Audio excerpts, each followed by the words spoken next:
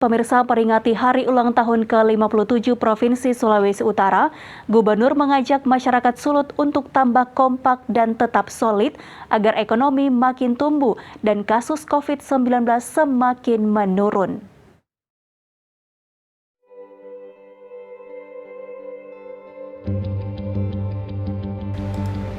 Tepat tanggal 23 September 2021, Provinsi Sulawesi Utara genap berusia yang ke-57 tahun.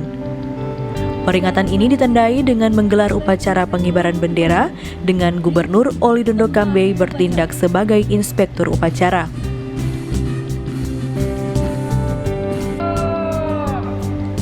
Upacara peringatan HUT ke-57 ini turut dihadiri oleh Wakil Gubernur Stephen Kando, Sekprov Edwin Silangen, pimpinan dan anggota DPRD Sulut, pimpinan Forkopimda Sulut,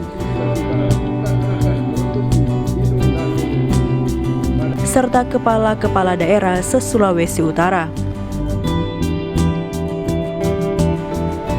Dengan semangat HUT ke-57 Provinsi Sulawesi Utara ini, Gubernur Oli Dondo Kambe mengajak seluruh elemen bisa tambah kompak dan tambah solid dalam menghadapi tantangan melawan COVID-19. Kita bersyukur karena di semester kedua ini dengan gerakan masyarakat dan kerjasama dengan seluruh forum pimpinan daerah, ekonomi kita tumbuh. Begitu juga dengan COVID-19 yang ada di Sulawesi Utara terus turun. Sampai hari ini tinggal 2 digit. Setiap hari seluruh provinsi total tinggal 2 digit. Artinya beberapa daerah sudah tidak ada lagi pertambahan dengan COVID-19 ini. Dan saya yakin dan percaya dengan semangat hari ulang tahun ke-57 Provinsi Sulawesi Utara, kita tambah kompak, tambah solid untuk menatap hari-hari ke depan menghadapi COVID-19.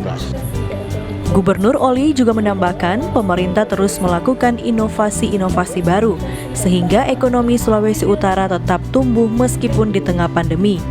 Salah satu yang terbaru adalah Bandara Samratulangi Manado dipilih menjadi satu dari 2 bandara yang menjadi pintu masuk penerbangan internasional.